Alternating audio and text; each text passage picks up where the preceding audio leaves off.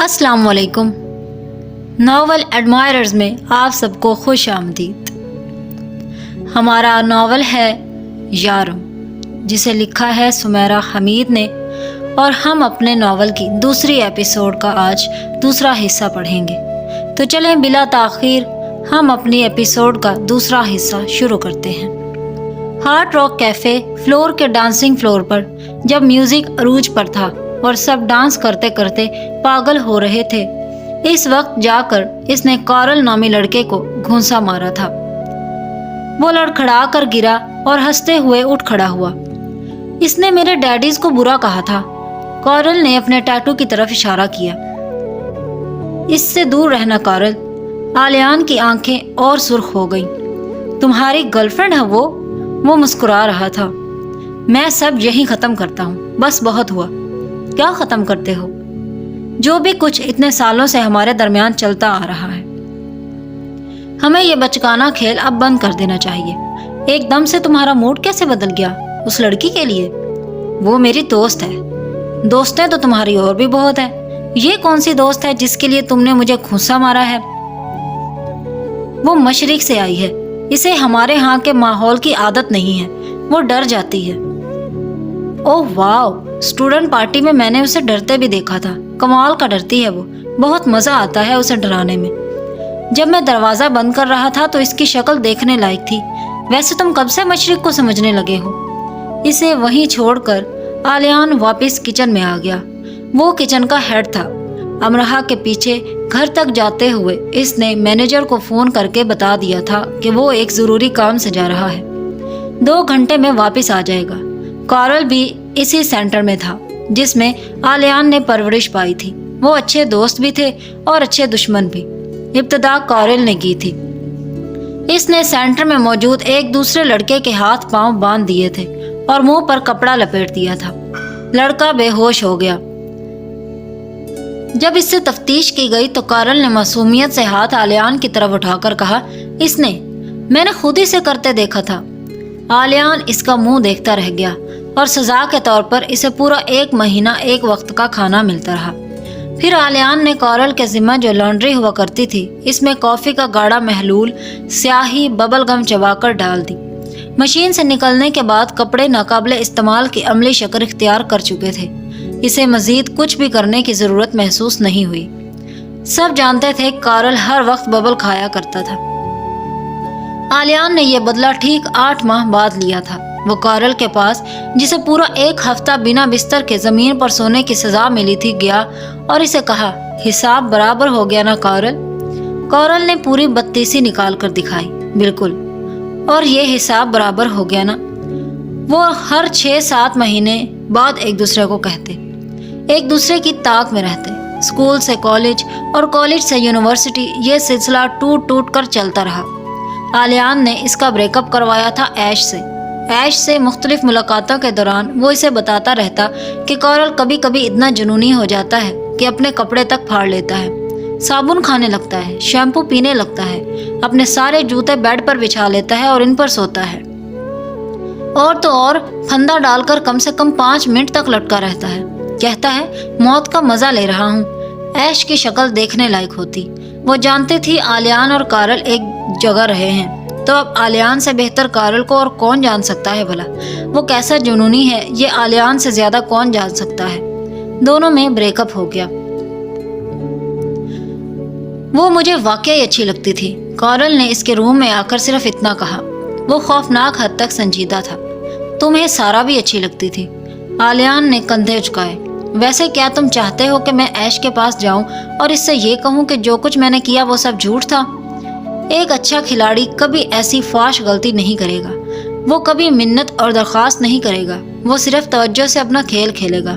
اگر تم میری پروجیکٹ فائل مجھے واپس کر دو تو میں ایش کے پاس جا سکتا ہوں۔ میں نے کہا نا، ایک اچھا کھلاڑی کبھی منت نہیں کرتا۔ وہ کمرے کی چوکھٹ سے ٹیک لگائے کھڑا تھا۔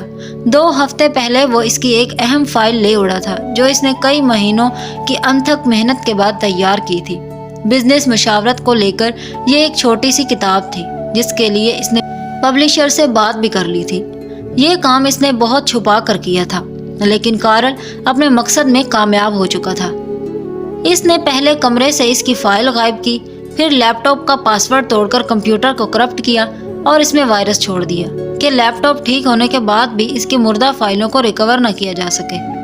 ایک بڑا کھلاڑی ہونے کی حیثیت سے آلیان نے اس کی کافی منت کی کہ وہ اسے اس کی فائل دے دے، لیکن اس نے نہیں دی۔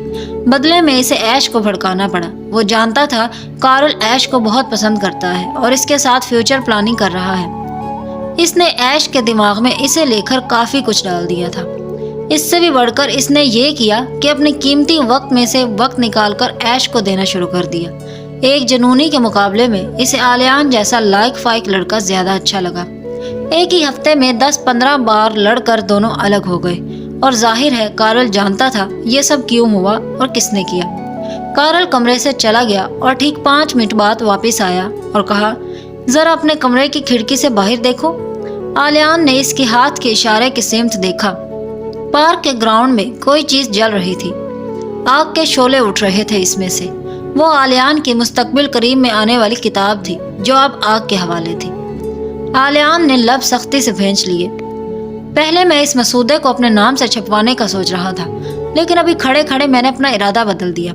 چند ہزار پاؤنڈز کا نقصان کچھ زیادہ تو نہیں، کارل کہہ کر چلا گیا۔ کارل ہمیشہ اسے بڑی چوٹ دے کر جاتا تھا، اس کا بڑا نقصان کرتا تھا۔ دونوں ضدی تھے، دونوں ہی باز نہیں آ رہے تھے، لیکن اب آلیان سب ختم کر آیا تھا۔ وہ اپنے منہ سے کہہ آیا تھا کہ اسے اب یہ کھیل اور نہیں کھیلنا۔ ماضی میں یہ سب کرتے اس نے کبھی آگے کے بارے میں نہیں سوچا تھا، کارل کا بریک اپ کرواتے بھی نہیں، لیکن اب وہ خوفزدہ ہو گیا تھا۔ کیسے لمحوں میں اس نے امرہ کو لاک کر دیا تھا۔ وہ اسے کوئی بڑا نقصان نہیں پہنچا سکتا تھا، لیکن کیا معلوم کسی چھوٹے نقصان، کسی معمولی شرارت میں ہی بڑا نقصان چھپا ہو۔ کارل چھپ کر وار کیا کرتا تھا، بظاہر ایسے ظاہر کرتا تھا جیسے سب ٹھیک ہے اور وہ پچھلی چوٹ بھول چکا ہے، لیکن پھر نئی چوٹ دے کر وہ ایسے مسکراتا جیسے کہہ رہا ہو زندگی کا اصل مزہ اسی کھیل میں ہے، اور جس چیز میں مزہ ہو اسے چھوڑنے کو کس کا دل چاہتا ہے۔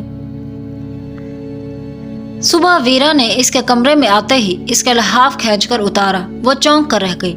تم رات بھر روتی رہی ہو، تمہیں اس سے کیا؟ اس نے پھر سے نم آنکھیں رگڑی۔ رونا تمہیں ہر مسئلے کا حل لگتا ہے؟ ویرا غصے سے بولی۔ میں نے تمہیں صرف مذاق کیا تھا اور تمہیں ہارڈ راک کے اس حصے میں لے جا کر بٹھا دیا تھا، ورنہ میرا ارادہ صرف تمہیں ہارڈ راک کو اندر سے دکھانے کا تھا۔ میں صرف تھوڑی سی دیر کے لیے وہاں سے غائب ہوئی تھی۔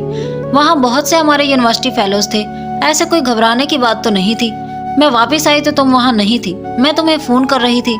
معلوم ہے مجھے، میں ہنس رہی تھی کہ تم اتنی جلدی گھبرا گئی ہو۔ میں گھبرا نہیں گئی تھی، میں بے حد خوفزدہ ہو چکی تھی کیونکہ میں کیفے کے سٹور میں بند تھی۔ کیا کہا تم نے؟ ویرا کو لگا وہ مذاق کر رہی ہے۔ میں کہیں نیچے کیفے کے سٹور میں بند تھی، اس بار ٹینڈر نے مجھے لاک کیا تھا۔ کارل نے؟ ویرا بری طرح چونکی۔ اوہ، تم نے اسے کچھ کہا تھا کیا؟ وہ ایسے ہی بھڑک اٹھتا ہے۔ تم جانتی ہو اسے؟ امرہ ویرا سے زیادہ چونکی۔ یونی میں کافی جانا جاتا ہے اسے، اس بارے میں ہم بعد میں بات کریں گے۔ میں نے تمہارے ساتھ مذاق کیا، اس کے لیے معذرت چاہتی ہوں، لیکن امرہ تم وہاں 10 منٹ بھی بیٹھی کیوں نہیں رہ سکی؟ تم اتنی حواس باختہ کیوں ہو جاتی ہو؟ کیونکہ میں تم سب جیسی نڈر نہیں ہوں، ردے گلے کے ساتھ وہ چلائی۔ تو ہو جاؤ، ہم جیسی ہو جاؤ۔ تم اتنی بڑی ہو چکی ہو تو اب بڑی بن کیوں نہیں جاتی؟ تمہیں کیسے سٹور میں لاک کر دیا گیا؟ اتنا تیز میوزک تھا اور وہ سب لوگ، اگر کوئی مجھے وہاں دیکھ لیتا۔ کارل نے مجھے دھوکے سے سٹور میں بند کر دیا۔ تیز میوزک نے تمہارے کانوں کے پردے ہلا ڈالے ہوں گے، تمہاری عقل کے نہیں۔ تم تحمل کا مظاہرہ بھی کر سکتی تھی۔ ویرا ٹھیک کہہ رہی تھی، وہ تحمل کا مظاہرہ بھی کر سکتی تھی۔ میں نے آلیان کو تھپڑ مارا، اصل بات تو اب اس نے کی تھی۔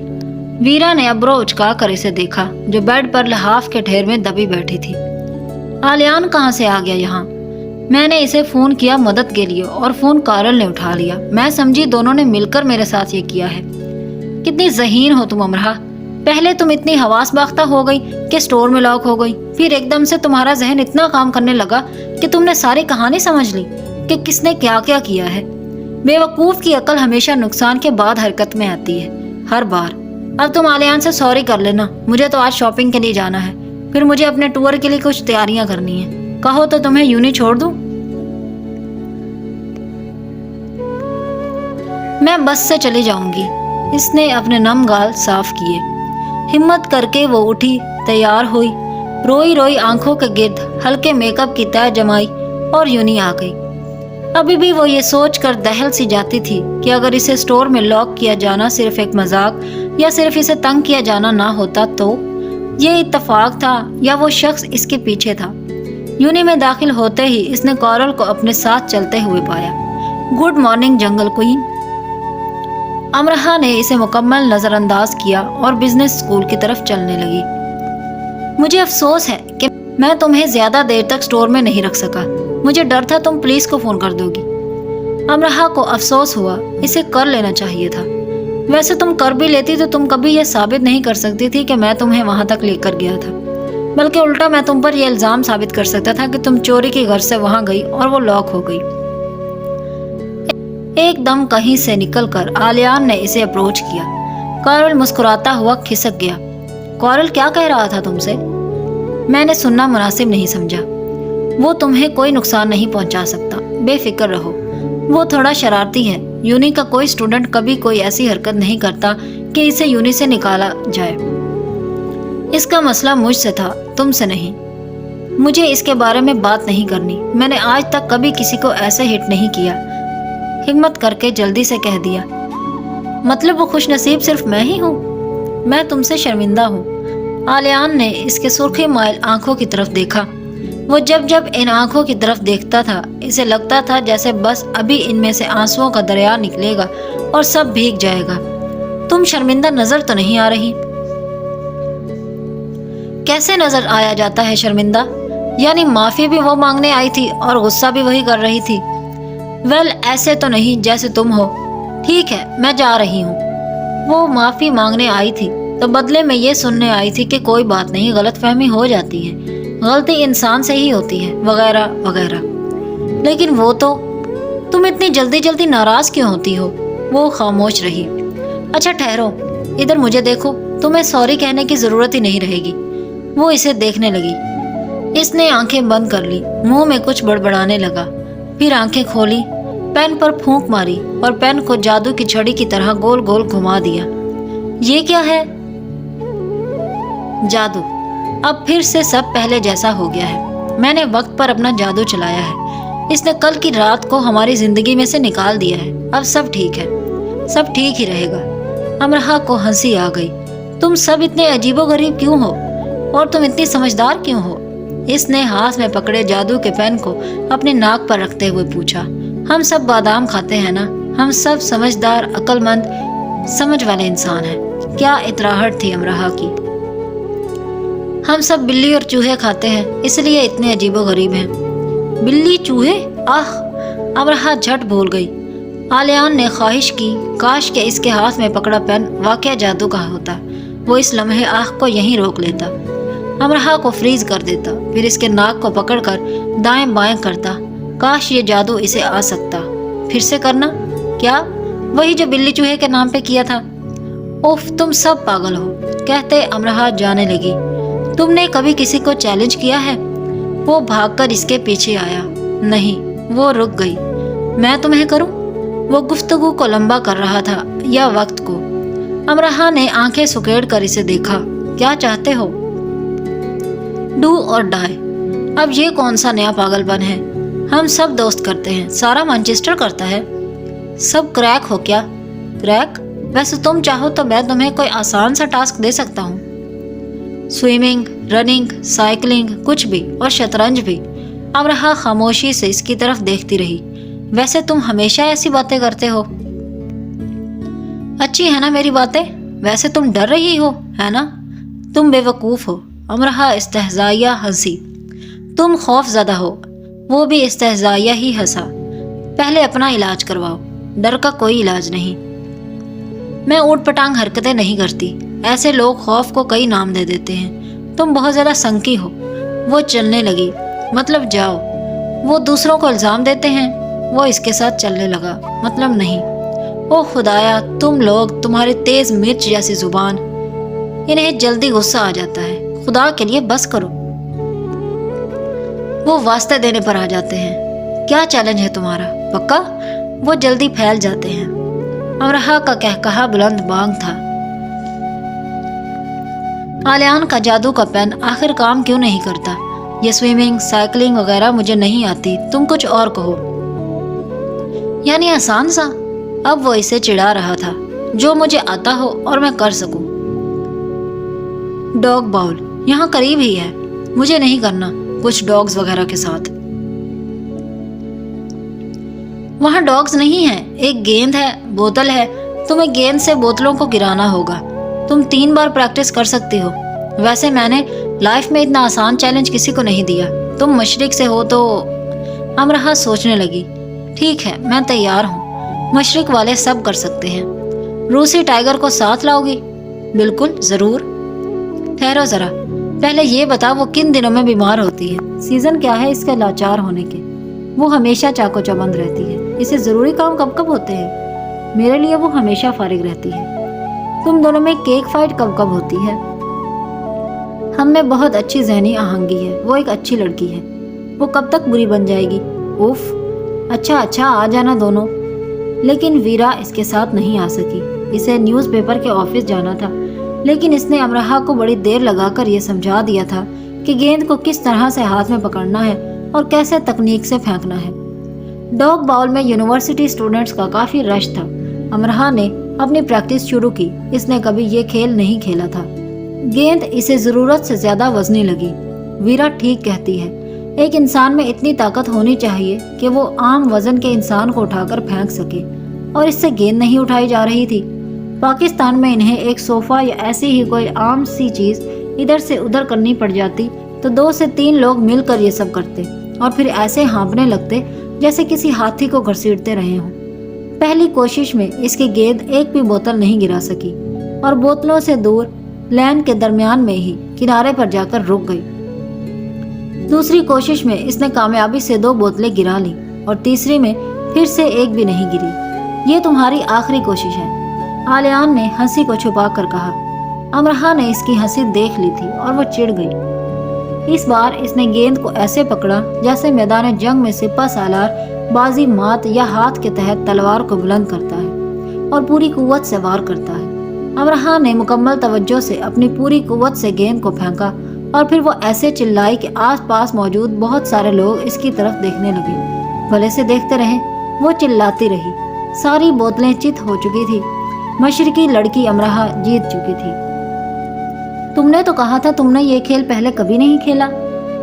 बेशक ये पहली बार है। तुमने किसी प्रोफेशनल की तरह गेंद फेंकी। पहले तुम मुझे दिखाने के लिए गेंद को एवं लड़खड़ाती रही हो ना। किस्मत साथ हो तो कोई बाजी मात नहीं होती। इसने ऐसे कहा जैसे फीफा वर्ल्ड कप की ट्रॉफी जीत ली हो। तुम झूठ बोल रही हो। भूरी आंखों की भवें तन गई। फिर सब झूठे लगने लगते हैं। काली आंखें जगमग करने लगी। तो एक बार फिर करो। फिर हारने वाले बहाने बनाते हैं। तुमने जरूर चीटिंग की है। फिर वो फाउल फाउल चिल्लाते हैं। मैं विनर हूँ। मुझे जीत जाने वाला कहा जाता है। तुमने मेरा नुकसान कर दिया। मुझे यकीन था तुम हार जाओगी। फिर मैं तुम्हें सजा देता। कितना रहमदिल इंसान था वो, इसे सजा देने के चक्कर में था। कैसी सजा? मैं तुम्हें बातें सुनाता। बातें? ये कैसी सजा है? ये सजा सुनने वाले के लिए होती है, बोलने वाले के लिए नहीं। तुम्हें सब सुनना पड़ता है। वो रोमन अखाड़े के किस्से होते या स्कूल के दिनों की सजाएं, विंडो शॉपिंग की फजूल तफसीलात होती या सिप वेज में मिलने वाले सिपों की अजीबो गरीब हरकतें। बोलने वाले का जब तक जी चाहेगा वो बोलेगा, सारा दिन सारी रात, अगला दिन अगली रात। सुनने वाले को सुनना होगा। बोलने वाले पे कम ही किस्मत मेहरबान होती है कि इसे ऐसा सुनने वाला कोई मिले। इतनी देर तक बोलते रहने वाला पागल ही होगा। मुझे होना था ना पागल। इसका शायद वाकया में बड़ा नुकसान हो चुका था। इस सब को छोड़ो, यानी अब मुझे तुम्हें चैलेंज देना है। कोई सजा है ना? हाँ, ऐसा करो, मुझे कह दो, मैं अभी यहाँ घुटनों के बल झुक जाऊं। इतनी मामूली सजा मैं क्यों कहूँ तुमसे? ये मामूली नहीं है, हरगिज नहीं। ऐसे न कहो। वो इस कीमती पत्थर की तरह कुरलाया जिसकी जौहरी ने बहुत कम कीमत लगा दी हो। अमरहा गहरी सोच में पड़ गई। तुम 1 हफ्ते तक अपनी क्लासेस अटेंड नहीं करोगी। तुम चाहती हो मैं आज रात ही खुदकुशी कर लूं? तो तुम मरना चाहते हो? میں مر جاؤں گا، اپنی کلاسز نہیں چھوڑوں گا، کچھ اور کہو۔ وہ دونوں ڈاگ باؤل سے باہر آ چکے تھے اور سڑک کے کنارے چل رہے تھے۔ تم سیمیسٹر ایگزامز نہیں دو گے؟ یعنی تم ہر صورت یہی چاہتی ہو کہ میں خودکشی کر لوں؟ میں نے تمہارا چیلنج پورا کیا، تمہیں بھی کرنا چاہیے۔ کہا تو ہے کر لوں گا خودکشی، اس سے بڑھ کر اور کیا ہوگا۔ دونوں مین روڈ پر آ چکے تھے اور سڑک کنارے چل رہے تھے۔ سڑک پہ کافی رش تھا، زیادہ یونیورسٹی اسٹوڈنٹس کا ہی ہجوم تھا۔ اچھا کچھ اور کہو۔ امرہا نے سڑک کی طرف دیکھا جہاں وہ کھڑے تھے۔ اس سے چند قدم آگے زیبرا کراسنگ تھی جو کافی طویل تھی۔ وہ دونوں بھی اشارہ بند ہونے کا انتظار کر رہے تھے۔ تمہیں بہت شوق ہے نا بندر کی طرح چھلانگیں لگانے کا، تو تمہیں اس کراسنگ کو ہاتھوں کے بل قلعہ بازیاں لگا کر کراس کرنا ہے۔ پہلی فرصت میں اپنے دماغ کا علاج کراؤ امرہا۔ کہہ کون رہا تھا جس کا اپنا علاج ہونے والا تھا؟ اب تم ڈر کر پیچھے کیوں ہٹ رہے ہو؟ پاکستان میں میری ایک دوست نے بھی ایک بار ایسا ہی کیا تھا۔ میں نے 200 گول گپے کھائے اور میں جیت گئی۔ بدلے میں نے اسے بس اتنا کہا کہ اسے صرف 5 منٹ تک اپنے ڈیڈ کی کار چلانی ہے۔ اس میں کیا مشکل تھا؟ یہ تو بہت آسان ہے۔ تم نے اسے آسان ٹاسک دیا۔ وہ کار چلانا نہیں جانتی تھی۔ واو، کس ماڈل کی کار تھی؟ یہ تم لڑکے کار کے نام پر ماڈل پوچھنے کیوں بیٹھ جاتے ہو؟ وہ ایک کار تھی، بس ایک کار۔ یہ تم لڑکیاں گاڑیوں کے ماڈلز پہ دھیان کیوں نہیں دیتی؟ اینی وے، پھر وہ صرف 4 منٹ کار چلا سکی۔ اگلے 4 مہینے کار ورکشاپ میں رہی اور اس پر پورے 50,000 لگے۔ اور بس آلیان نے ایسے پوچھا جیسے کہہ رہا ہو اتنے سب پر بھی ایسے بس کہہ رہی ہو۔ ہاں، اور میرا داخلہ ان کے گھر بند۔ بس تمہارا داخلہ بند؟ اس نے گردن کو ہلکا سا خم دے کر ہنسی کو ہونٹوں کے پیچھے روک کر پوچھا۔ اگر اسے بے تحاشا ہنسی آ رہی تھی تو اسے کھل کر ہنس لینا چاہیے تھا۔ اپنی ہنسی کو قابو میں رکھنے میں اس نے امرہا سے اپنا رخ پھیر لیا۔ اب وہ اس کوشش میں تھا کہ وہ اتنی بری طرح سے نہ ہنسے کہ امرہا برا مان جائے، لیکن ساری کوشش بیکار گئی۔ اس نے سر اٹھایا، مانچسٹر کے کھلے آسمان کو دیکھا جس کے نیچے وہ دونوں کھڑے تھے، اور خود کو بے قابو ہو جانے دیا۔ Keep calm and love Fridays. پرسکون رہیں اور جمعوں سے محبت کریں، اور یورپین جمعوں سے اتنا پیار کرتے ہیں کہ cafes, hotels, restaurants, coffee shops اور بہت سی دوسری جگہوں کے نام oh my God it's Friday, we love Fridays یا ڈائی فار فرائیڈے جیسے رکھتے۔ Oh my only lovers Friday جیسے بھی۔ تو oh my God now all days are Fridays, او میرے خدایا اب سب دن جمعہ کے دن ہیں، کا موسم شروع تھا۔ وہ موسم کا سارا سال انتظار کیا جاتا ہے، وہ موسم جسے مسکراہٹوں کا، اطمینان کا، خوشیوں کا اور محبتوں کا موسم کہا جاتا ہے، تحائف کا، سیاحت کا اور گھنٹیوں کا بھی۔ دنیا بھر کے رنگ برنگے پرندوں سے آباد مانچسٹر خالی ہونے لگا۔ 12 دسمبر سے 13 جنوری تک کے لیے یونی بند تھی۔ وتھ ورک پارک، اسٹوڈنٹ کی رہائش ہاؤس اور آس پاس کی دوسری یونیورسٹیز کی رہائش گاہیں خالی ہونے لگی۔ موسم نے اپنے رنگ ڈھنگ دکھانے شروع کر دیے۔ اسٹیریوٹائپ برطانیہ کے دوسرے شہروں سے آئے اسٹوڈنٹس اپنے گھروں کو چلے گئے۔ دوسرے ملکوں سے آئے کچھ مانچسٹر میں جاب کی وجہ سے رہ گئے، کچھ اپنے دوستوں کے ساتھ ان کے گھروں کو چلے گئے، اور کچھ دوسرے ملکوں کی سیاحت کی تیاری کرنے لگے۔ پکاولی اسٹریٹ سے یونیورسٹی کیمپس آنے والی مفت بس سروس ماند پڑنے لگی۔ امرہا نے آکسفورڈ روڈ کو سنسان ہوتے دیکھا، جہاں ہر صبح اسٹوڈنٹس کا ہجوم تیزی سے حرکت کرتا نظر آیا کرتا تھا۔ امرہا ایک دم سے سب کو مس کرنے لگی، جنہیں وہ جانتی تھی اور جنہیں قطعاً نہیں جانتی تھی۔ سب کو، اتنے ہزاروں اسٹوڈنٹس کے جمع غفیر کو، اسے نہیں معلوم تھا کہ وہ اس ماحول سے اتنی وابستہ ہو چکی ہے کہ اس ماحول کے بدل جانے سے ایسے اداس ہو جائے گی۔ آکسفورڈ روڈ کو ایسے خالی خالی دیکھ کر اسے ہال پڑتے، وہ اتنی جذباتی ہے اسے اب معلوم ہو رہا تھا۔ یونی بند ہوتے ہی اسٹوڈنٹس بازاروں کی طرف بھاگے، ڈھیروں ڈھیر خریداری کرتے۔ اس کے اسٹور مین سپر سیل کی تیاری تقریباً مکمل ہو چکی تھی۔ اب ایک پورا مہینہ وہ دن رات کام کر سکتی تھی۔ ان کی فی گھنٹہ اجرت بھی بڑھا دی گئی تھی۔ وہ اتنے دنوں میں زیادہ سے زیادہ دنوں کے لیے کافی زیادہ پاؤنڈ کما سکتے تھے، اور امرہا یہ پاؤنڈز کمانا چاہتی تھی۔ شرلی دائم وغیرہ کا گروپ یورپ کی سیاحت کے لیے جا رہا تھا، اور آلیان بھی۔ اسے حیرت تھی کہ وہ دوسرے ملکوں میں اتنے آسانی سے گھومنے پھرنے کے لیے کیسے جا سکتے ہیں۔ پاکستان میں تو لوگ ایسے دوسرے شہروں میں نہیں جاتے۔ दाइम ने इसे भी चलने को कहा था, लेकिन इसने इनकार कर दिया था। इसे एक एक पाउंड जमा करना था। तुम गलत समझ रही हो, इतने पैसे नहीं लगते जितने तुम समझ रही हो। हम ट्रेन या बस से जाएंगे। हमने खास डिस्काउंट पास लिए हैं जिनसे हमारे बहुत कम पैसे खर्च होंगे। हम किसी लग्जरी होटल में नहीं रहेंगे, बल्कि सिलेल्स में रहेंगे या बहुत कम कीमत वाले होटल्स में। शर्ली ने इसे मनाना चाहा। मैं फिर भी नहीं जा सकती, मुझे एक एक पाउंड बचाना है। ठीक है, तुम्हारा मकसद भी माकूल है। हम पहले स्वीडन जाएंगे, फिर फ्रांस। कहाँ कोई ऐसे जूते हैं जो पैरों को इतना आराम दे कि लगे ही ना कि हम इन्हें पहनकर 8-10 मील चलते रहेंगे। जाने से पहले रात को आलियान इसके स्टोर आया। मैं बिल बनाती हूँ, जूते नहीं। जूतों की दुकान में काम तो करती हो ना। मैं सेल्समैन नहीं हूँ, तुम सेल्समैन के पास जाओ। मुझे ऐसा क्यों लग रहा है कि तुमने सुबह से अब तक कम से कम 10 कप कड़वी कॉफी के पिए हैं। ज्यादा भी हो सकते हैं, काफी कड़वी ही होती है। क्लोजर पर रखे कंप्यूटर के साथ वो ऐसे मसरूफ थी और ऐसे जाहिर कर रही थी जैसे इतने बड़े स्टोर का काम अकेली ही करती है।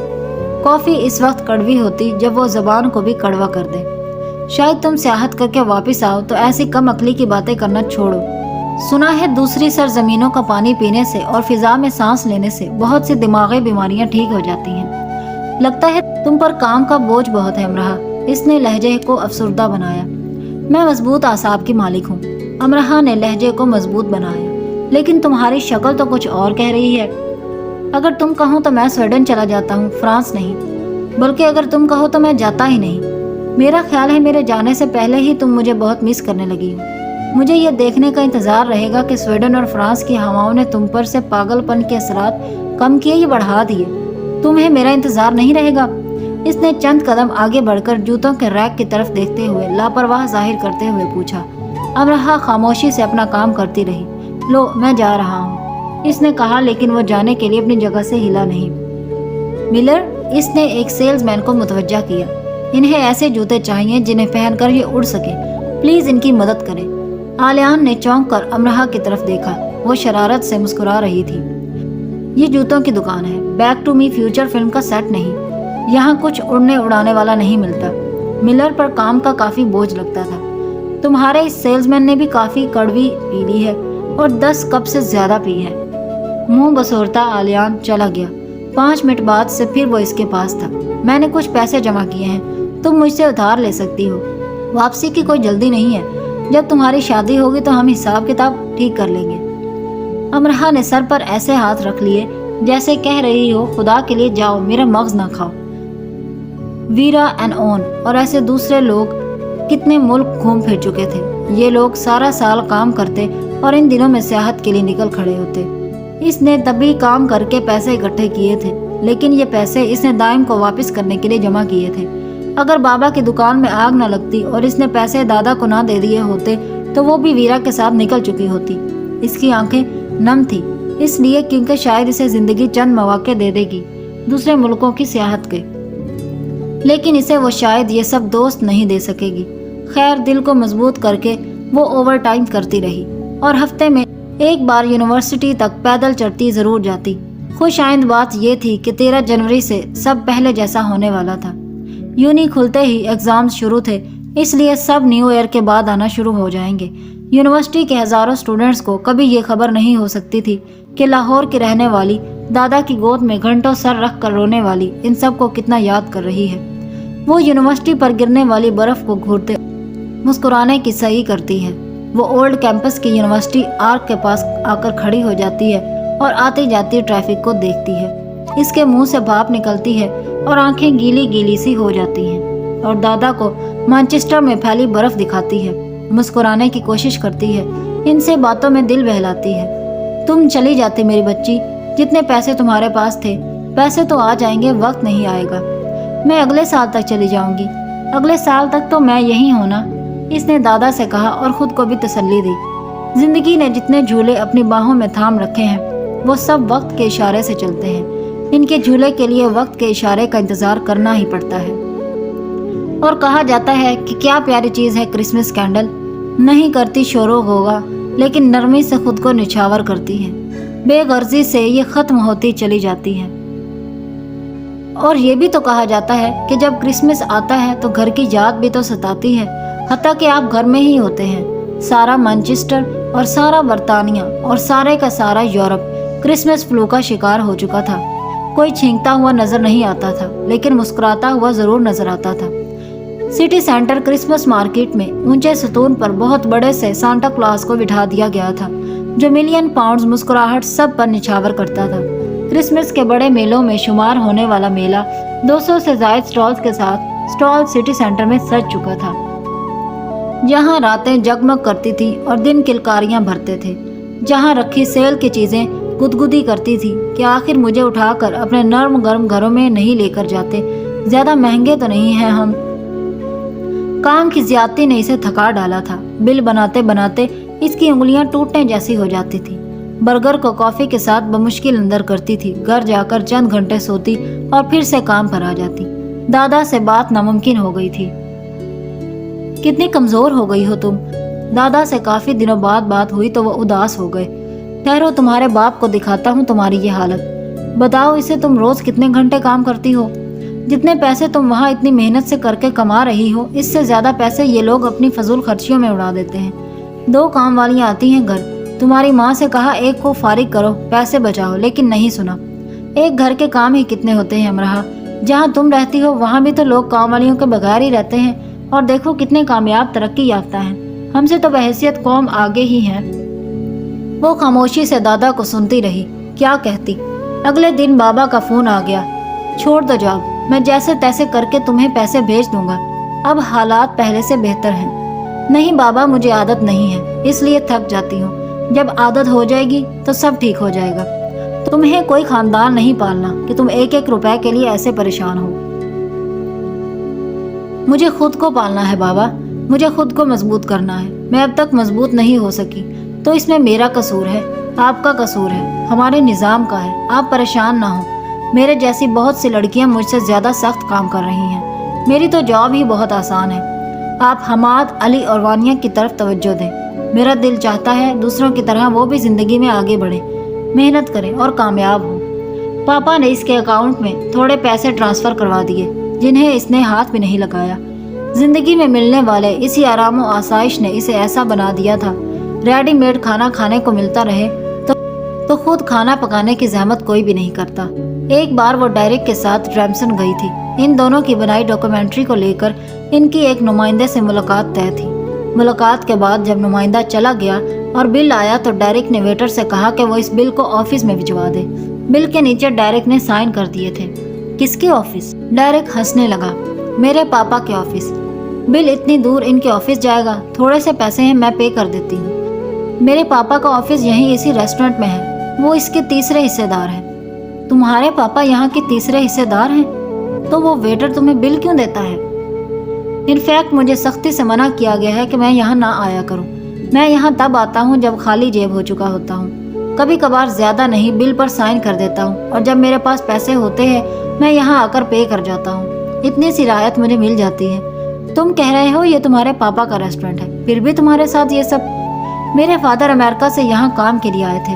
10 سال تک انہوں نے گاڑیوں کی ایک فیکٹری میں مشینوں کی صفائی کا کام کیا ہے۔ ان کی جسم سے مستقل کیمیکل کی بو آنے لگی تھی۔ ان کا کہنا ہے ان 10 سالوں میں انہوں نے اپنے سگریٹ پینے کی خواہش کو دبائے رکھا، اور ایک سگریٹ کی ڈبیا جب انہیں تحفے میں ملی تو انہوں نے اسے جلا دیا کہ اگر انہوں نے وہ پی لی تو 10 سالوں میں کمائے گئے سارے پاؤنڈز دھوئیں کے نظر ہو جائیں گے۔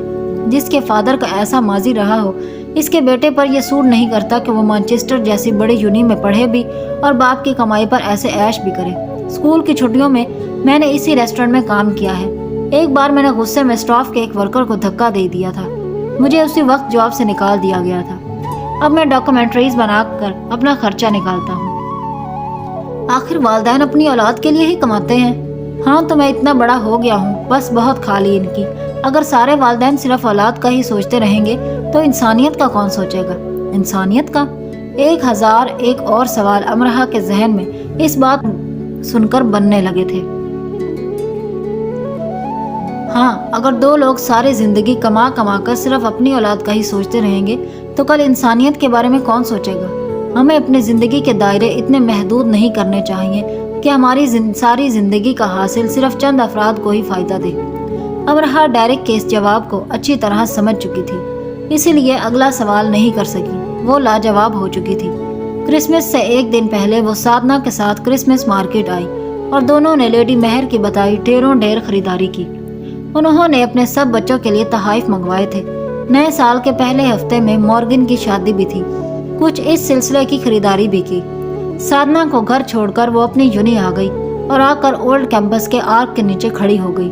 موسم کے تیور صبح سے ہی بدلے رہے تھے، تیز ہوا چل رہی تھی اور BBC نیوز نے برف باری کی خبر دی تھی۔ وہ محراب کی دیوار کے ساتھ ٹک کر کھڑی دھندلے آسمان کو دیکھ رہی تھی۔ دھند بڑھتی ہی جا رہی تھی اور کچھ دور آگے کی چیزیں نظر نہیں آ رہی تھی۔ اسے یہ سب اچھا لگ رہا تھا، اسے برف باری کا انتظار تھا۔ اس کے پاس 1 گھنٹہ تھا، پھر اسے واپس اپنی جاب پہ جانا تھا۔ وہ اپنی یونی کے آگے برف باری کو ہوتے دیکھنا چاہتی تھی۔ ہوا اور تیز ہو گئی، دھند اور بڑھنے لگی۔ روئی کے گالے ماں کے پیار کی طرح نرمی سے زمین پر برسنے لگی۔ ہوا اور تیز ہو گئی۔ امرہا نے اپنے سرخ دستانوں والے ہاتھوں کو پھیلا لیا۔ برف باری بلا شبہ وہ منظر ہے جو پہلی بار دیکھنے والوں کو مستانہ سا کر دیتا ہے۔ سفید پھول برف بنے امرہا سے شرارتیں کرنے لگے۔ دونوں میں دوستی ہو رہی تھی۔ دور دھند میں اس نے دیکھا کوئی آ رہا ہے، وہ آلیان تھا۔ قریب آیا پھر دور ہوتا چلا گیا۔ وہ آلیان نہیں تھا۔ برفیلے ریشوں کو سمیٹتے اپنے سرخ دستانوں پر اتارتے وہ جہاں کی تہاں کھڑی رہ گئی۔ اسے آلیان آتا اور جاتا کیوں نظر آیا تھا؟ گرم کوٹ کے اندر اس کے وجود نے سہم کر جھرجھری لی۔ دھند کو چیرتا پھر کوئی آ رہا تھا، آکسفورڈ روڈ کو بھاگ کر پار کرتا ہوا، یونی کی طرف بڑھتا ہوا۔ امرہا محراب کی دیوار کے ساتھ سمٹ سی گئی، برف باری میں تیزی سے آ گئی۔ اس کے سرخ دستانے نم ہو رہے تھے۔ برف کی پھوار کو دیکھتے اس کی آنکھیں نہیں تھک رہی تھی۔ اور یہ کون اس کی طرف آ رہا تھا؟ اس کے ہاتھ میں نیلے پیلے سفید پھول تھے، پھول بہت زیادہ تھے، ان پر برف گر کر جم رہی تھی۔ وہ بار بار انہیں جھاڑ رہا تھا۔ اس نے گردن کو خم دے کر امرہا کو دیکھا اور ابرو اچکا کر مسکرایا۔ تیز ہوا کا جھونکا آیا اور اس شبی کو اڑا کر لے گیا۔ امرہا نے سہم کر آس پاس دیکھا، ٹریفک نہ ہونے کے برابر تھی۔ اکا دکا لوگ بیٹھے بس، اور امرہا نے وہاں سے تیز تیز پیدل چلنا شروع کر دیا۔ اس کا دل خوف سے سہم رہا تھا۔ وہ اور تیز چلنے لگی اور پھر بھاگنے لگی۔ آکسفورڈ روڈ پر یونی کو اپنے پیچھے چھوڑتے خوف اس کے وجود میں سرایت کر رہا تھا۔ آلیان اس کے دائیں بائیں آگے پیچھے ہر جگہ تھا۔ وہ سامنے سے اس کی طرف آ رہا تھا، وہ پیچھے سے اسے پکار رہا تھا۔ یہ سب کیا تھا؟ یہ سب ٹھیک نہیں تھا۔ اسے اپنے تعاقب میں آلیان نہیں چاہیے تھا۔ برف پر بھاگتے بھاگتے وہ پھسل کر گر گئی۔ یہ آلیان کون تھا جس نے اسے گرا دیا تھا؟ ٹھنڈی ناک سے درد کی لہر پھوٹی۔ اٹھ کر اس نے کپڑے جھاڑے، گردن سے لپٹے مفلر کو کھول کر اس نے اچھی طرح جھاڑا اور گردن کے گرد لپیٹ دیا۔ برف اس کے وجود میں اترتی اسے ٹھنڈا کر رہی تھی اور اسے تکلیف دے رہی تھی۔ سفیدے کے ماحول میں، سرمئی کوٹ اور سرخ مفلر میں، وہ خزاں میں کھلی ایک کلی کی مانند تھی جو بے وقت کھلنے پر آبدیدہ ہو جاتی ہے۔ یونی کو اپنے پیچھے چھوڑتے وہ آہستہ آہستہ چلتی جا رہی تھی۔ روئی کے گالے ابھی بھی گر رہے تھے، اس کے کھلے بالوں میں اٹک رہے تھے۔ وہ برف باری دیکھنے آئی تھی، لیکن اس نے یہ کیسی برف باری دیکھی تھی جس نے اس کے اندر کے بہاروں کو ختم کر ڈالا تھا۔ سارا سبزہ سفیدے میں بدلتا جا رہا تھا، اور خزاں کتنی بھی خوبصورت کیوں نہ ہو، وہ بہار کو نگل لے تو موت ہوتی ہے، اور مشرقی لڑکیوں کے لیے یہ موت جلد نازل ہوتی ہے۔ وہ برف سے اٹی زمین پر چل رہی تھی، لیکن ایسا کیوں لگ رہا ہے کہ وہ زمین میں دھنس رہی ہے؟ دل احساسات کا اکھاڑا ہے اور دماغ اس اکھاڑے کا شیر۔ یہ شیر دھاڑتا ہے تو دل جل کر بجھ کر ٹھنڈا ہو کر بیٹھ جاتا ہے۔ مشرق کے اکھاڑوں میں یہ شیر نگر نگر پایا جاتا ہے۔ مشرقی سنیاسی بھی ہے اور سامری بھی، مشرق میں پربت بھی ہے اور پاتال بھی، سنگ پارس بھی، سنگ راہ بھی، جوت بھی، جھوک دیپ بھی، یہاں جوگ بھی اور جوگن بھی۔ ایسی زرخیز دھرتی کے باسیوں پر موت کیوں نازل نہ ہوا کرے۔ آج کے لیے اتنا ہی۔ امید ہے آپ کو ہماری ویڈیو اچھی لگی ہوگی۔ اگر آپ کو ویڈیو پسند آئی ہو تو ہمارے چینل کو سبسکرائب کرنا اور بیل آئیکن کے بٹن کو دبانا بالکل نہ بھولیں تاکہ ہمارے چینل پہ آنے والی ہر نیو ویڈیو کا نوٹیفیکیشن سب سے پہلے آپ تک پہنچ جائے۔ ملتے ہیں اگلی ویڈیو میں نیکسٹ پارٹ کے ساتھ، تب تک کے لیے ناول ایڈمائررز کو دیں اجازت۔ اللہ حافظ۔